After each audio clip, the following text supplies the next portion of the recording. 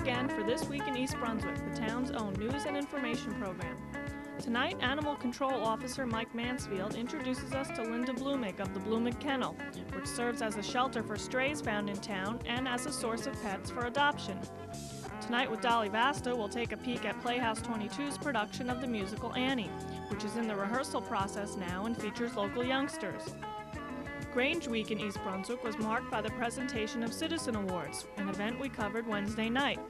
More on Grange Chapter 151 later. East Brunswick veterinarian Charles Skeng tells us how to prepare our pets for heartworm season. This week, Council President Joseph Hudak verbally blasted the Middlesex County Health Department and its director, Laszlo Szabo, for their neglect of the environment. Later we'll highlight Monday's action meeting. All this and more tonight on This Week in East Brunswick. But first, here's a look at what's happening next week on Channel 8. Monday at 10 a.m., learn cross-training exercises with Lenore Kulik on Look Great, Feel Great. At 10:30, we bring you stories from the library with librarian Susan Pober. Tuesday night at 7, Psychology in Action features Women in Treatment. At 7:30, You and Your Money is a discussion of employee motivation and management of a diverse workforce. At 8 p.m., John Runyon examines businesses and community service on business bylines. Wednesday at 7:30, Spotlight on Education focuses on a special program in the school system, Learning to Write, Writing to Learn. On 18, Stuart Davis meets young adults concerned for the environment and doing something about it. That's at 8 p.m. This Week in East Brunswick returns Thursday at 7 and 8. Let's Talk Health at 7:30 examines headache relief from a mandibular joint disorder. Check the Channel 8 program guide for recasts of the week's programming. Hi, I'm here to remind you that it's time to sign up for school-age childcare program. The Department of Recreation, Parks, and Community Services just sent home through the school system the registration form that you need to guarantee your child a space come September in the school-age childcare program. If your child's in grades 1 through 5 this September and you need after-school care, be sure to look for the registration form, fill it out, and send it in before the May 31st deadline. It's imperative that we have the registrations early so we can plan for the proper staffing and to get our program together in time for your child's September start. The program will be at Central School for the first year, and children from the other schools will be van-driven to the schools, to Central School site from their own schools. We have 2 programs to offer you, a 3-day option or a 5-day option. There's also a sliding scale for more than one child in the family. The study committee has worked for over a year and a half to put together a quality program for you. The Township Council has authorized to move ahead with it, but now it's up to you. Check in the children's lunch boxes and book bags and get those registration forms back to us. And remember, by registering early, you can save a couple of dollars too. School-age child care is a happy, safe, and healthy alternative for your child after school. Please remember to register them by May 31st. Hi, I'm Carol Phillips from the Children's Department at the library, and I'm here at St. Bartholomew today to present an award of special recognition to the 2 3rd grade classes. All children in both classes participated in our Adventures with Paddington Reading Club. And because of this, we think it's pretty special if we have whole classes take part in reading clubs like this. And so I would like to present a Paddington Bear and a book to Mrs. Joan Fitzgerald's 3rd grade class, and also a bear and a book to Mrs. Debbie Yarnell's 3rd grade class. Thank you. Happy reading and happy spring, boys and girls. Books. Grade 3, room 103. Grade 3, room 101. I think that I shall never see books, not in a library. Books whose open pages say what fun it is to read today. A book that teaches me about so many things I want to shout. A book that I may love to read. It's fun, it's laughs, I'm sure you'll agree. Okay. Upon whose pages stories tell, I even learn to write and spell. Books are read by kids like me. I find them in the library.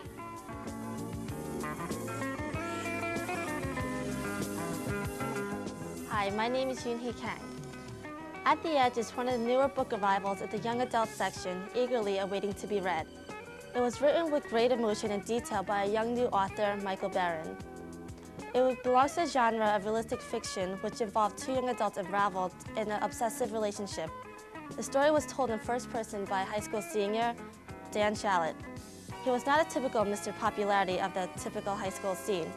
He was one of individuality and was in a rather depressive stage of his life. And this was when she came into his life. Her name was Terry, and she too was a very independent girl, but she was wild, exciting, and very unpredictable. The relationship became Dan's obsession. She had very much changed his life, but the relationship took its many ups and downs, as well as he did. Through this period, he takes his very own emotional ups and downs. The story climaxed when Dan realized that Terry's different ways called for professional help and attention. This novel, At the Edge, is not a typical teeny bopper high school story. Its strength consisted of deep emotions and thoughts of Dan Shallot. And so because of this, I recommend this for the more mature young reader. So remember, its title is At the Edge by Michael Barron and is located in the young adult section of the library. This week was Grange Week in East Brunswick, and Council President Joseph Hudak officially proclaimed it as such on behalf of the Mayor and Council at Wednesday night's local Grange meeting. The Grange was begun in 1867 as a national organization of agricultural people, and now involves suburban and rural families. The East Brunswick chapter is 84 years old. It served as a farmers' cooperative in the early 20th century, and was also instrumental in founding the Middlesex County Fair. Chapter President Ann Rippish described the ideals and the purpose of the group. The Grange builds people by working together and in a team spirit. We recognize leadership and encourages individual talent. We have always planned activities designed to benefit the community and hence the community pride. Being we have so few farms in East Brunswick, or even in the nearby communities, we have turned to community service. Our recent project, which will be presented at the state session in December, is the making of 50 stuffed animals. This is made by our members, and it will be presented to the State Grange, and in turn, they give it to the Ronald McDonald House for the children there. I had one Granger say to me last week that she spent 8 hours sewing the material for the stuffed animals. She was very tired, but her remark was, it was certainly worth it when you think of the children's faces when they receive each toy. The East Brunswick chapter supports the YMCA, Organizations for the Blind, and a New Brunswick soup kitchen, and many other worthy causes. Wednesday, Mary Tenaccio accepted a Citizen Award for Township Administrator Greg Ferenbach for his years of community service. The Grange is also commending outstanding farmer Jim G. Maurice this year. His aunt accepted the award for him. Hello, I'm Peter Balsamo, and welcome to this edition of DVM, Doctor of Veterinary Medicine, with Dr. Charles T. Skank of the Edward Veterinary Hospital located right here in East Brunswick. Dr. Skank, could you tell me what heartworm is? Heartworm is a parasitic disease spread by the mosquito to dogs, foxes, and primarily we're interested in the dog spread in this area. Okay, does it affect felines in any sense? Felines do acquire heartworm, usually in very small numbers. It's not detectable by blood testing as it is in the dog. How do dogs contract heartworm? The mosquito bites the dog, injects a larvae under the skin of the dog, and within 6 months the dog develops the adult heartworm. So that's basically the life cycle of the heartworm. It is. Could you go into that in any greater detail? The mosquito will bite a dog that is infected with heartworm and sucks up in the blood feeding a little microfilaria. And that microfilaria develops in the mosquito for a minimum time of at least 2 weeks. After that, the mosquito is infective to the dog. and in biting the dog will transmit that infective larvae under the skin. Then that larvae will take 6 months to go from the place of biting, of where the dog was bitten. It takes 6 months for that larvae to transform into an adult in the heart of the dog. What is the treatment for dogs that contract heartworm? The treatment for a positive heartworm dog is an arsenical injection. It's given, 2 injections are given a day for 2 days, and this will kill the adult worm over a period of 6 weeks. After the 6-week mark, then the microfilaria, which are still circulating in the dog's bloodstream, are killed by using another product. The arsenical treatment only kills the adult worms. It does not kill the microfilaria. Dr. Skank, how is heartworm detected in canines? A blood sample is taken from the vein of the dog and examined under the microscope for the living larvae that are the offspring of the adult heartworms. A positive sample, of course, means that there are positive heartworms in the dog. This can be confirmed by X-ray, and you'll see changes in the large blood vessels leading from the heart in most cases. Okay, what does the X-ray look like so far as in detection? We're looking for thickening around the large blood vessels leading from the heart to the lungs, the anterior pulmonary vessels. Okay. And how can all this be prevented so that it doesn't extend to the point where a dog may actually get heartworm?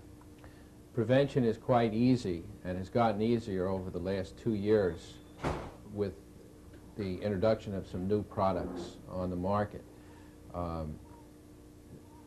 The owner has a choice of giving a daily preventative. This means 1 tablet a day between the months of April in this area through December 31st. Or the new product on the market is by Merck and Company, and it's called HeartGuard, and that product is given once a day, once a month, all year long. Either one of these drugs will protect the dog against heartworm. Do you recommend that animals that have heartworm medication 12 months out of the year, do you recommend that they come in for a blood test? Yes. Merck and Company is very adamant that blood tests should be done annually, and this is done for several reasons. One, to make sure that the product is in fact actually killing the larvae, to make sure that the animal has not spit up a tablet during 1 month of the year or 2 months of the year, unbeknownst to the owner after having administered the medication. It's very important that the medication not be given without checking to see if you've been effective in controlling the disease. Pet owners should be concerned about heartworm in canines of all ages. And remember, even if your pet currently is on heartworm medication, a blood test before the summer months is in order. If you have any questions concerning heartworm disease, you can contact the Edgebrook Veterinary Hospital at 257-8882. It's cheaper to license your dog if it's been neutered, as participants in the township's free rabies clinic discovered Saturday. Pets and their owners lined up early for the township's free rabies clinic. The clinic is a biannual event held at the Public Works Garage on Harts Lane and is organized by staff of the Public Safety Department. This year's coordinator, Kay Himmich, explained that in an effort to prevent rabies statewide, the state provides vaccines free of charge. Veterinarian Jerry Donner vaccinated 150 dogs and cats Saturday. For cats, the vaccine is effective for 1 year. It is also effective for 1 year in dogs less than a year old. For dogs more than 1 year old, the vaccine is good for 3 years. Prevention has been very effective. It was 20 years ago that the last case of rabies was reported in New Jersey. The next free rabies clinic will be held in the fall and will be publicized on Channel 8. How do you do? I'm Michael Mansfield, East Brunswick Animal Control Officer, and today we're at Blumig Kennels. This is the kennels where all the stray animals from East Brunswick are brought and held till the owners can find them. Linda Blumig here runs the kennel with her mother, and I'm only going to talk a few minutes here. And I'm going to turn the camera over to Linda, and she's going to give you a history on the shelter and how you can adopt a pet and what you do when you have your pet. Linda? Hi, Mike. How are you? Okay. Okay, I'm glad you're here. I think the kennel is 37 years old. As you know, it's family-owned. We do have some part-time volunteers. Phyllis is wonderful, and we have Mary Ann that comes. All the adult dogs that leave here are spayed and neutered before we leave, and you leave a modest donation. The money has very little to do pretty much with what you're adopting or the overall cost of owning a pet. We ask that people come by appointment, and we love to have them. We try and make it as educational as possible, help them with diet and housebreaking. We offer them a 10-day trial, and I don't know what else that you'd like to know as far as adopting the dogs. We also have, you know that we have our barnyard animals here, and they're all owned by us. And some of them, the South River Ram lives here, it was retired here, and we have what you and the other officers pick up is the herd geese and ducks, and over the years some of the wild ones live here. We're feeding some baby raccoons now and baby bunnies, and I'm trying to, that's about all I can say right now. If you'd like to come in and see some more of the kennel, I'll be delighted to show it to you. I believe a few years ago you built a new section to the shelter, and in the process of designing it, you built it with designs for the animals' comfort and health. Yeah, we did. We built steps that were not more than 4 inches, so that dogs, many of the dogs that you bring us in are not leash broken. And this makes them moving around the building quite easy. We have it completely screened because of mosquitoes and flies and heartworms and disease. We found that that keeps it better. We put automatic waters in, and they never work, so that was a lot of money down the road. So we give them a nice stainless steel bucket. We just found that the dogs did not adjust quickly enough to the automatic waterers, so that was a feature I wish I had not put in. I have heat in the floors for them where they lay down, along with overhead heat.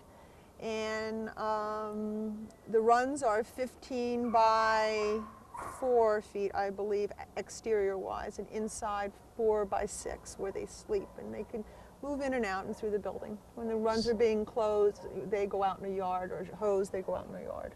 So this isn't a shelter like people picture with little cages and the animals cramped in the cages? No, it's I call it loving institutional care. Sounds good to me. Yeah, I can only, hopefully they're only going to be here with me temporarily. Can we go inside and look around a little bit? Sure, come on in.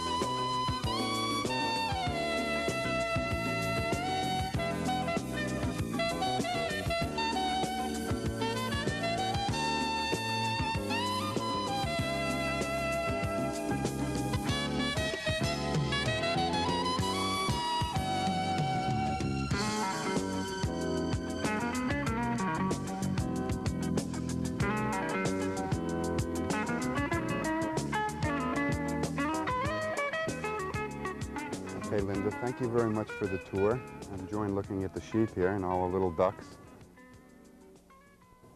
Is there anything you'd like to tell the people out there? Well, I'd like to tell them if they're considering adopting a pet, that it's a large commitment, and if they'd like to phone us, we'll be able to help them in any way that we can. And the phone number is 251-3210, and we're also listed in the Yellow Pages.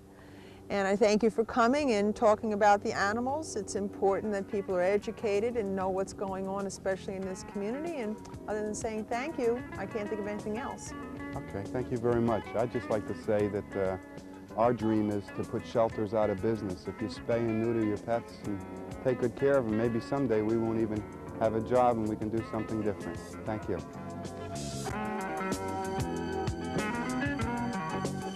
Hello, I'm Cynthia Schachter, manager of East Brunswick's Office on Aging. May is a very special month for senior citizens. It is recognized throughout the country as Older Americans Month. We have some special programs which will enhance the month for senior citizens and for other members of the community, and I want to tell you a little bit about them. Beginning on Monday, May 1st, the Senior Center will host open house from 1 to 3 in the afternoon for anyone in the community who's interested in coming to see what the Senior Center is like and what sorts of things we do here. That night at 8 o'clock at a council meeting, Mayor Jackson Agra will issue a proclamation honoring senior citizens and Older Americans Month in the township. Some of the other things that you might be interested in are a bazaar, which will be held on Sunday, May 7th. This is a special event dedicated to children under the age of 12 and will be an opportunity for them to buy gifts for their mothers and grandmothers for Mother's Day. Senior citizens will be on hand to help them select and wrap the gifts. That same day, we will have a demonstration of Japanese block printing by local artist Suzanne Gaffney. On Wednesday, the 10th of May, we hold a luau to recognize the more than 70 volunteers who have given over 7,000 hours of volunteer service to the Senior Center this year. On the 17th, Assemblyman Spadaro will address the seniors on legislative concerns of the elderly. On the 19th, we host a fashion show. And on the 26th, we will travel to Fiesta Theater to see a performance of Sugar Babies. On the 31st, we start a 2-day trip to Atlantic City. There are many other things taking place at the center this month. If you'd like to know about them, the calendar is available at the Senior Center or at the library. Please come and join us.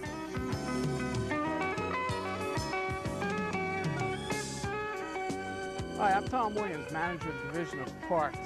Behind me is a rather huge pile of wood chips that are a result of our tree trimming and pruning operations from the Division of Parks. The Department of Recreation, Parks and Community Services is offering these wood chips to residents free of charge. The chips can be picked up at our maintenance facility here on 334 Dunham's Corner Road anytime. We ask residents to bring a shovel and any container that they may want to put the wood chips in. The quality of the wood chips, excellent quality. They're mostly hardwoods, and they're suitable for all your mulching projects and planting projects this spring. So come on down to our facility here on Dunham's Corner Road and take as many chips as you want, and good luck with your gardening projects this spring. Calling Middlesex County a safe haven for polluters, an indignant Joseph Hudak read an open letter to the public at Monday night's council meeting. In it, he demanded some answers from the Middlesex County Health Department and its director, Laszlo Szabo. Reacting to a congressional report published last week, which cited Middlesex for emitting more toxins into New Jersey's air than any other county, the council president denounced the health department for its inaction and failure to protect the public it serves. And he described the sad situation in North Brunswick as the most shameful example. The mayor had to learn from a South Jersey congressman that his town had the most toxic air emissions of any town in New Jersey, and even more than New York City. Middlesex County led all New Jersey counties with 10,427,366 pounds of toxin into the air. The residents of North Brunswick assumed the county health department would have warned them of the known millions of pounds of highly toxic toluene. Now, being spewed by one company and taken action, but like East Brunswick, they learned the inspectors can't be trusted. We suspect similar violations are occurring in the county sewer system where no fines are being issued by the MCUA. Szabo will probably say that the MCUA is responsible, as he has claimed with the DEP at Edgeboro. The residents of Middlesex County should question whether the health department is protecting the people or the polluters, and finally hold their administrators accountable to do the job for which they are well paid. I mean, it's a very strong statement, but it comes from the heart, and I think we should look into this thing and try to take some course of action. So I just want to say one thing to that. East Brunswick should be particularly concerned about the Bart, because anyone who's been involved with Edgeboro in this area, most of the prevailing winds blow from North Brunswick to East Brunswick, from East Brunswick to Sayreville and South River. So this toxicity these pollutants released in the air is a great concern to East Brunswick. Even though we weren't listed as a generator of pollution, we certainly are a recipient of this pollution. Hudak blames Middlesex Health Department Director Laszlo Szabo for 20 years of unenforced landfill regulations, proliferation of Superfund sites, precarious water supply conditions, and secrecy regarding all of these things. He expressed disbelief over Szabo's refusal to testify last month at court hearings concerning the department and our environment.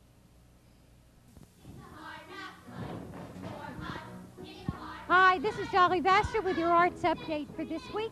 I'm here at Playhouse 22, and Annie, that wonderful Broadway musical, will be opening May 12th, will run through June 18th, Friday, Saturday nights, and Sunday matinees. We are closed Memorial Week. Behind me are the orphans, and somewhere Sandy was with me a moment ago. I hope all of you come out. Don't forget, I'll see you here at the Playhouse. In the meantime, take care.